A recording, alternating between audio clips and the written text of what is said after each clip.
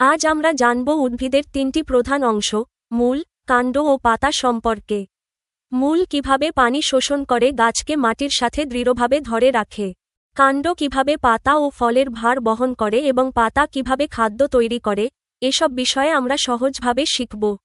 এই অধ্যায়ে আমরা যা শিখলাম। মূল পানি শোষণ করে এবং গাছকে মাটির সাথে বেঁধে রাখে। মূল প্রধানত দুই ধরনের, স্থানিক ও অস্থানিক।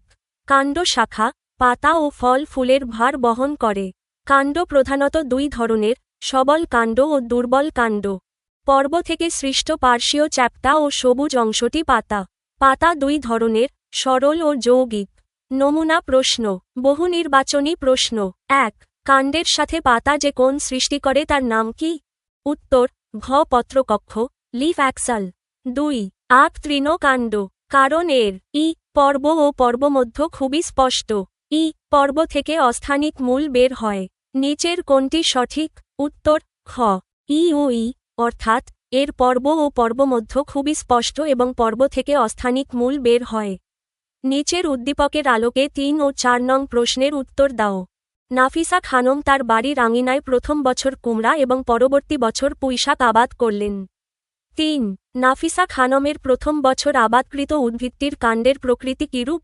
সঠিক উত্তর, খ লতানো, কৃপা। ব্যাখ্যা, কুমড়া বা ঘাসের মতো উদ্ভিদের কাণ্ড মাটির ওপর দিয়ে সমান্তরালভাবে বৃদ্ধি পায় এবং এদের প্রতিটি পর্ব থেকে গুচ্ছমূল বের হয়ে মাটিকে আঁকড়ে ধরে। পাঠ্যবইয়ে এদের কৃপার বা লতানো কাণ্ড বলা হয়েছে। ৪. নাফিসা খানমের দ্বিতীয় বছরে আবাদকৃত উদ্ভিদের কাণ্ডের ক্ষেত্রে বলা যায়, এটি মাটির উপরে ছড়িয়ে পড়ে। পর্ব থেকে মূল বের হয় না। নিচের কোনটি সঠিক? ক ও ব্যাখ্যা, উদ্দীপকে উল্লেখিত পুঁইশাক হল শয়ান বা ট্রেলার কাণ্ড। এর বৈশিষ্ট্য হল এটি মাটির উপরে ছড়িয়ে পড়ে। এর পর্ব থেকে কোনো মূল বের হয় না। নোট, নম্বর অপশনটি ভুল, কারণ অবলম্বনকে আঁকড়ে ধরে ওপরে ওঠে আরোহিণী বা ক্লাইম্বার উদ্ভিদ, যেমন শিম বা পান। সৃজনশীল প্রশ্ন। ১. নিচের উদ্দীপকের আলোকে প্রশ্নের উত্তর দাও। ক সপুষ্পক উদ্ভিদ কাকে বলে? উত্তর, সপুষ্পক উদ্ভিদ, ফ্যানেরাগ্যামস, যেসব উদ্ভিদের দেহে মূল, কাণ্ড ও পাতা আছে এবং যাদের ফুল, ফল ও বীজ হয়, তাদের সপুষ্পক উদ্ভিদ বলে। যেমন আম, জাম, মরিচ, কাঁঠাল, ধান, গম ইত্যাদি। এদের প্রধান কিছু বৈশিষ্ট্য হল, এদের দেহে সুগঠিত পরিবহন কলা থাকে। এরা সাধারণত দুই ধরনের হয়, নগ্নবীজী, যাদের বীজ বাইরে থাকে, ও আবৃতবীজী, যাদের বীজ ফলের ভেতরে থাকে। আবৃতবীজী সপুষ্পক উদ্ভিদকে আদর্শ উদ্ভিদ বলা হয় কারণ এদের গঠন সবচেয়ে উন্নত। খ পর্বমধ্য কি? ব্যাখ্যা করো। উত্তর, পর্বমধ্য, ইন্টারনোড, উদ্ভিদের কাণ্ডে পাশাপাশি অবস্থিত দুটি পর্বের মধ্যবর্তী অংশকে বলা হয় পর্বমধ্য। বিস্তারিত ব্যাখ্যা। ১. উৎপত্তি, কাণ্ডের যেখান থেকে পাতা বের হয় তাকে বলে পর্ব। দুটি পাতার জন্মের স্থানের মাঝখানে যে খালি জায়গাটি থাকে সেটিই হল পর্বমধ্য। ২. বৈশিষ্ট্য, পর্বমধ্য থেকে কখনোই কোনো ধরনের মূল, পাতা বা শাখা উৎপন্ন হয় না। এটি সাধারণত মসৃণ হয়। ৩. কাজ, পর্বমধ্যের প্রধান কাজ হল গাছকে সোজা বা খাড়া রাখতে সাহায্য করা এবং গাছের দৈর্ঘ্য বৃদ্ধিতে সহায়তা করা। সহজ উদাহরণ, তোমরা যদি একটি আখ বা বাঁশ লক্ষ্য করো, তবে দেখবে কিছু দূর পরপর একটি করে গিঁট থাকে। এই গিঁটগুলো হল পর্ব, আর দুটি গিঁটের মাঝখানের লম্বা অংশটিই হল পর্বমধ্য।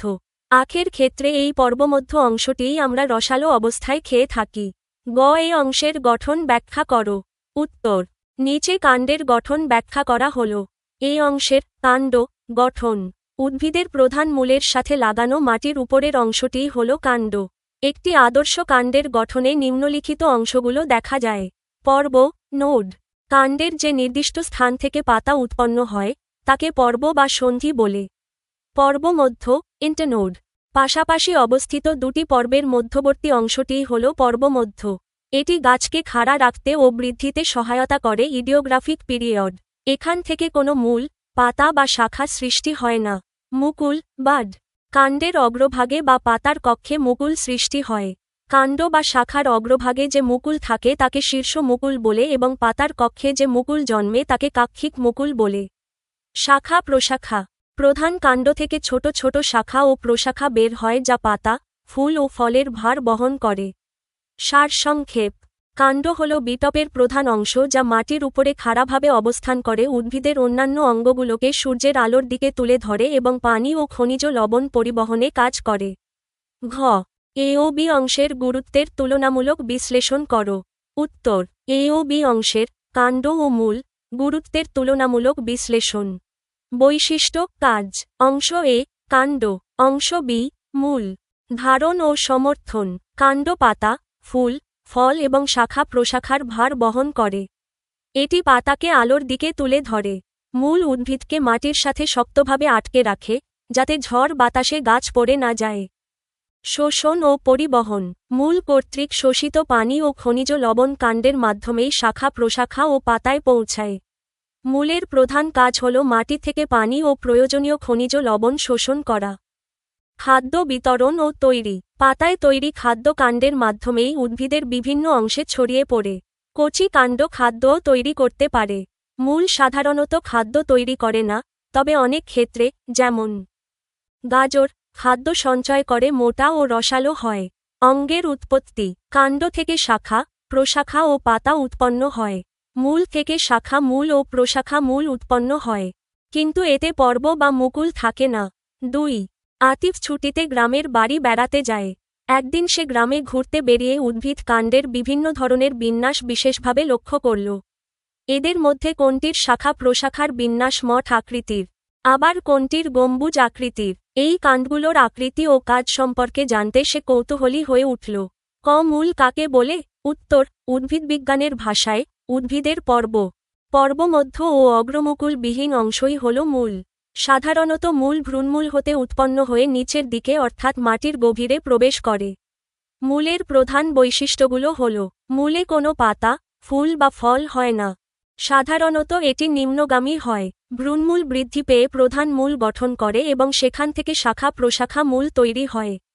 অধিকাংশ ক্ষেত্রে মূল মাটির নিচে থাকে, তবে বিশেষ ক্ষেত্রে আদা, হলুদ বা পেঁয়াজের মতো কিছু কাণ্ড মাটির নিচে থাকলেও সেগুলোতে পর্ব ও পর্বমধ্য থাকায় সেগুলো মূল নয়। খ. আম গাছের পাতার ধরন ব্যাখ্যা করো। উত্তর: আম গাছের পাতার ধরন নিচে সহজভাবে ব্যাখ্যা করা হল। আম গাছের পাতা হল এক প্রকার সরলপত্র। সরলপত্রের প্রধান বৈশিষ্ট্যগুলো আম পাতার মাধ্যমে বোঝা যায়। ফলকের প্রকৃতি: আম পাতার ফলকটি অখণ্ডিত, অর্থাৎ এর কিনারাগুলো কোনো ছোট ছোট আলাদা অংশে বা অনুফলকে বিভক্ত নয়। অংশসমূহ: একটি আদর্শ সরলপত্রের মতো আম পাতাতেও পত্রমূল, বৃন্ত বা বোটা এবং পত্রফলক, এই তিনটি অংশই স্পষ্ট দেখা যায়। মধ্যশিরা ও বিন্যাস: আম পাতার বৃন্তশীর্ষ থেকে একটি মোটা মধ্যশিরা ফলকের শেষ প্রান্ত পর্যন্ত বিস্তৃত থাকে। এই মধ্যশিরা থেকে অনেকগুলো শিরা উপশিরা উৎপন্ন হয়ে জালের মতো ছড়িয়ে থাকে। বৃন্তের কাজ: আম পাতার বোটা বা বৃন্ত ফলকটিকে এমনভাবে ধরে রাখে যাতে এটি সর্বোচ্চ সূর্যের আলো পেতে পারে এবং গাছ সহজে খাদ্য তৈরি করতে পারে। তুলনা: তেঁতুল বা নিম পাতার মতো আম পাতার ফলক অনেকগুলো ছোট ছোট অংশে খণ্ডিত হয় না বলেই একে সরলপত্র বলা হয়। গ. আতিফের পর্যবেক্ষণকৃত অংশটি উদ্ভিদের কি কাজ ব্যাখ্যা করো। উত্তর: আতিফ তার গ্রামের বাড়িতে গিয়ে উদ্ভিদের যে অংশটি পর্যবেক্ষণ করেছে, সেটি হল কাণ্ড। উদ্ভিদের জীবনে কাণ্ডের গুরুত্ব ও কাজ নিচে ব্যাখ্যা করা হল। উদ্ভিদে কাণ্ডের কাজ: কাণ্ড উদ্ভিদের একটি অতি প্রয়োজনীয় অঙ্গ যা নিম্নলিখিত কাজগুলো সম্পন্ন করে। ভার বহন: কাণ্ড উদ্ভিদের শাখা প্রশাখা, পাতা, ফুল ও ফলের ভার বহন করে এবং সেগুলাকে ধারণ করে রাখে। সূর্যালোক প্রাপ্তি নিশ্চিত করা: কাণ্ড শাখা প্রশাখা ও পাতাকে এমনভাবে আলোর দিকে তুলে ধরে যাতে পাতাগুলো সালোক সংশ্লেষণের জন্য পর্যাপ্ত সূর্যের আলো পায়। পরিবহন: পানি ও খনিজ লবণ: মূল দ্বারা শোষিত পানি ও খনিজ লবণ কাণ্ডের মাধ্যমেই শাখা প্রশাখা, পাতা, ফুল ও ফলে পরিবাহিত হয়। খাদ্য বিতরণ: পাতায় প্রস্তুতকৃত খাদ্য কাণ্ডের মাধ্যমেই উদ্ভিদের বিভিন্ন অঙ্গে পৌঁছে যায়। খাদ্য তৈরি: কচি অবস্থায় উদ্ভিদের কাণ্ড সবুজ থাকে, যা সালোক সংশ্লেষণ প্রক্রিয়ায় কিছু পরিমাণ খাদ্য তৈরি করতে পারে। কাঠামো প্রদান: আতিফ যেসব মঠ বা গম্বুজ আকৃতির গাছ দেখেছে, সেই নির্দিষ্ট আকার বা কাঠামো প্রদানের প্রধান দায়িত্ব পালন করে উদ্ভিদের কাণ্ড। ঘ. তুমি কিভাবে আতিফের পর্যবেক্ষণকৃত কাণ্ডের শাখা প্রশাখার বিন্যাসকে আলাদা করবে? বিশ্লেষণ করো। উত্তর। আতিফ তার পর্যবেক্ষণে দুই ধরনের শাখা প্রশাখার বিন্যাস লক্ষ্য করেছে, মঠ আকৃতির এবং গম্বুজ আকৃতির। এই দুই ধরনের বিন্যাস মূলত সবল কাণ্ডের অন্তর্ভুক্ত। এদের মধ্যকার পার্থক্য ও বিন্যাসকে নিচে দেওয়া পদ্ধতিতে আলাদা করা সম্ভব। ১. মঠ আকৃতির বিন্যাস, এক্সকারেন্ট ফর্ম। এই বিন্যাসে প্রধান কাণ্ডটি থেকে শাখা প্রশাখাগুলো এমনভাবে বিন্যস্ত হয় যে গাছটিকে একটি মঠের মতো দেখায়। একে আলাদা করার বৈশিষ্ট্যগুলো হল: বিন্যাসের ক্রম, নিচের দিকের শাখাগুলো সবচেয়ে বড় থাকে এবং ক্রমান্বয়ে উপরের দিকের শাখাগুলো ছোট হতে থাকে। সামগ্রিক আকার, সম্পূর্ণ গাছটি নিচ থেকে উপরের দিকে ক্রমশ সরু হয়ে মঠের ন্যায় আকার ধারণ করে। উদাহরণ: দেবদারু, বিলেতি ঝাউ ইত্যাদি। ২. গম্বুজ আকৃতির বিন্যাস, ডেলিকুয়েসেন্ট ফর্ম। কোনো কোনো গাছের ক্ষেত্রে প্রধান কাণ্ডটি খুব বেশি লম্বা না হয়ে খাটো ও মোটা হয়। একে আলাদা করার বৈশিষ্ট্যগুলো হল: শাখার বিন্যাস, শাখা ও প্রশাখাগুলো প্রধান কাণ্ডের সাথে এমনভাবে বিন্যস্ত হয় যে গাছটি চারদিকে ছড়িয়ে পড়ে। সামগ্রিক আকার, গাছটিকে ওপর থেকে দেখতে একটি গোল গম্বুজের মতো মনে হয়। উদাহরণ: আম, কাঁঠাল, জাম ইত্যাদি। ৩. তুলনামূলক বিশ্লেষণের মাধ্যমে পৃথকীকরণ। উত্তর: আতিফ নিচের ছকটির মাধ্যমে তার পর্যবেক্ষণকৃত কাণ্ডগুলোকে সহজেই আলাদা করতে পারবে। বৈশিষ্ট্য: মঠ আকৃতির বিন্যাস, গম্বুজ আকৃতির বিন্যাস। প্রধান কাণ্ড, প্রধান কাণ্ডটি দীর্ঘ ও স্পষ্টভাবে ওপরের দিকে বৃদ্ধি পায়। প্রধান কাণ্ডটি সাধারণত খাটো ও মোটা হয়। শাখার দৈর্ঘ্য, নিচের শাখা বড় এবং ওপরের দিকে ক্রমান্বয়ে ছোট হয়। শাখাগুলো চারদিকে প্রায় সমানভাবে বিন্যস্ত হয়ে ছড়িয়ে পড়ে। দৃশ্যমান আকৃতি, অনেকটা পিরামিড বা মঠের মতো দেখায়। ছাতার মতো বা গম্বুজের মতো গোলাকার দেখায়। উপসংহার: আতিফ গাছের উচ্চতা এবং শাখার দৈর্ঘ্যের ক্রম লক্ষ্য করে সহজেই এই দুটি বিন্যাস আলাদা করতে পারবে। যদি গাছটি ওপরের দিকে ক্রমশ সরু হয় তবে তা মঠ আকৃতি, আর যদি চারদিকে ছড়িয়ে গোল আকার ধারণ করে তবে তা গম্বুজ আকৃতি। সংক্ষিপ্ত উত্তর প্রশ্ন ১. ধান গাছের মূল কী ধরনের মূল? ব্যাখ্যা করো। উত্তর: ধান গাছের মূল হল অস্থানিক গুচ্ছ মূল। নিচে এর সংক্ষিপ্ত ব্যাখ্যা দেওয়া হল। অস্থানিক মূল, যেসব মূল ভ্রূণমূল থেকে উৎপন্ন না হয়ে কাণ্ড ও পাতা থেকে উৎপন্ন হয়, তাদের অস্থানিক মূল বলে। গুচ্ছ মূল, ধান গাছের ক্ষেত্রে লক্ষ্য করলে দেখা যায় যে কাণ্ডের নিচের দিকে একগুচ্ছ সরু মূল সৃষ্টি হয়েছে। ধান গাছের প্রাথমিক ভ্রূণমূলটি নষ্ট হয়ে যায় এবং সেই স্থান থেকে অনেকগুলো সরু মূল গুচ্ছাকারে বের হয়। গঠনগত বৈশিষ্ট্য: এই মূলগুলো আকারে প্রায় সমান এবং সরু হয়ে থাকে। সাধারণত একবীজপত্রী উদ্ভিদে এই ধরনের মূল দেখা যায়। ২. কোন অবস্থায় কাণ্ড সলকসংশ্লেষণ প্রক্রিয়ায় খাদ্য প্রস্তুত করতে পারে? ব্যাখ্যা করো।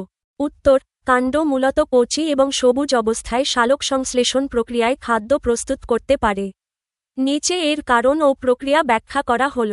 সবুজ বর্ণের উপস্থিতি: উদ্ভিদের কচি কাণ্ডগুলো সাধারণত সবুজ রঙের হয়ে থাকে। এই সবুজ রঙের কারণ হল কাণ্ডের কোষে ক্লোরোফিলের উপস্থিতি। সালোকসংশ্লেষণ প্রক্রিয়া: ক্লোরোফিল থাকার কারণে কচি কাণ্ড সূর্যের আলো শোষণ করতে পারে এবং বাতাসের কার্বন ডাই অক্সাইড ও মূল দ্বারা শোষিত পানির সাহায্যে শর্করা জাতীয় খাদ্য তৈরি করে। বয়সের সাথে পরিবর্তন: গাছ যখন বড় হয়ে যায় এবং কাণ্ডটি শক্ত বা কাষ্ঠল হয়ে পড়ে, তখন এর সবুজ বর্ণ হারিয়ে যায় এবং এটি সাধারণত আর খাদ্য তৈরি করতে পারে না। তখন কাণ্ডের প্রধান কাজ হয়ে দাঁড়ায় শাখা প্রশাখা ও ফলের ভার বহন করা। সহজ কথায়, যতক্ষণ কাণ্ডটি নরম ও সবুজ থাকে, ততক্ষণ এটি পাতার পাশাপাশি উদ্ভিদকে বাড়তি খাদ্য যোগাতে সহায়তা করে। ৩. নিমের পাতার ধরন ব্যাখ্যা করো। উত্তর: নিমের পাতা হল এক প্রকার যৌগিক পত্র। নিচে নিমের পাতার বৈশিষ্ট্য ও ধরন ব্যাখ্যা করা হল। যৌগিক পত্রের প্রকৃতি: নিমের পাতার ফলকটি আম বা জবা পাতার মতো অখণ্ডিত নয়, বরং এটি ক্ষুদ্র ক্ষুদ্র অংশে খণ্ডিত থাকে। অনুফলক: নিমের পাতার ফলকটি সম্পূর্ণভাবে খণ্ডিত হয়ে অনেকগুলো ছোট ছোট আলাদা ফলক সৃষ্টি করে, যাদের অনুফলক বা পত্রক বলা হয়। র্যাকিস বা অক্ষ: এই অনুফলকগুলো যে দণ্ডের গায়ে সাজানো থাকে, তাকে র্যাকিস বা অক্ষ বলে। পক্ষল যৌগিক পত্র: নিমের অনুফলকগুলো র্যাকিসের দুপাশে শারীরিকভাবে সাজানো থাকে বলে একে পক্ষল যৌগিক পত্র বলা হয়। সারসংক্ষেপ: নিমের একটি বোটায় অনেকগুলো ছোট পাতা, অনুফলক, দেখা যায় বলেই এটি একটি আদর্শ যৌগিক পত্র।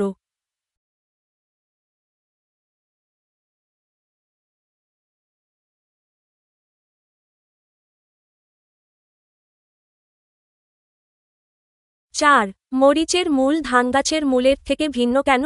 ব্যাখ্যা করো। উত্তর। মরিচের মূল এবং ধানগাছের মূলের মধ্যে ভিন্নতার প্রধান কারণ হল এদের উৎপত্তি এবং গঠনগত পার্থক্য। নিচে এর বিস্তারিত ব্যাখ্যা দেওয়া হল। 1. মূলের ধরন ও উৎপত্তি। মরিচের মূল। মরিচ একটি দ্বিবীজপত্রী উদ্ভিদ। এর ভ্রূণমূল বৃদ্ধি পেয়ে সরাসরি মাটিতে প্রবেশ করে একটি মোটা প্রধান মূল গঠন করে। একে স্থানিক মূল বলা হয়। ধানগাছের মূল। ধান একটি একবীজপত্রী উদ্ভিদ। এর প্রাথমিক ভ্রূণমূলটি অল্প সময়ের মধ্যেই নষ্ট হয়ে যায় এবং কাণ্ডের নিচের দিক থেকে একগুচ্ছ সরু মূল উৎপন্ন হয়। একে অস্থানিক গুচ্ছ মূল বলা হয়। 2. গঠনগত পার্থক্য। প্রধান মূলের উপস্থিতি। মরিচ গাছে একটি স্পষ্ট ও মোটা প্রধান মূল থাকে, যেখান থেকে শাখা ও প্রশাখা মূল বের হয়। কিন্তু ধান গাছে কোনো প্রধান মূল থাকে না। মূলের আকার। মরিচ গাছের মূলগুলো ভিন্ন ভিন্ন আকারের হয়, প্রধান মূল বড়, শাখা মূল ছোট। অন্যদিকে ধান গাছের মূলগুলো প্রায় সমান দৈর্ঘ্য ও আকৃতির হয়। 3. মাটিতে বিস্তৃতি ও দৃঢ়তা। মাটিতে অবস্থান। মরিচের স্থানিক মূল মাটির অনেক গভীর পর্যন্ত প্রবেশ করে গাছকে অত্যন্ত দৃঢ়ভাবে আটকে রাখে। বিস্তৃতি। ধান গাছের গুচ্ছ মূলগুলো মাটির গভীরে না গিয়ে উপরিস্তরে চারদিকে ছড়িয়ে থাকে। সারসংক্ষেপ। মরিচ গাছের মূল ভ্রূণমূল থেকে তৈরি হওয়া স্থানিক মূলতন্ত্র, আর ধান গাছের মূল কাণ্ড থেকে তৈরি হওয়া অস্থানিক গুচ্ছ মূলতন্ত্র। এই মৌলিক পার্থক্যের কারণেই এদের গঠন ও প্রকৃতি ভিন্ন হয়। আপনারা আমাদের ভুলগুলো কমেন্টে জানাতে পারেন। যদি উপকৃত হন, তবে সাবস্ক্রাইব করুন, ভিডিওটি শেয়ার করুন এবং বন্ধুদের সঙ্গে জানিয়ে দিন। আমাদের আয়োজন এমনভাবে পরিকল্পনা করা হয়েছে যাতে শিক্ষার্থীরা কোনো গাইড বই ছাড়াই নিজস্বভাবে আনন্দের সঙ্গে শিখতে পারে এবং জ্ঞান অর্জন করতে পারে। ধন্যবাদ।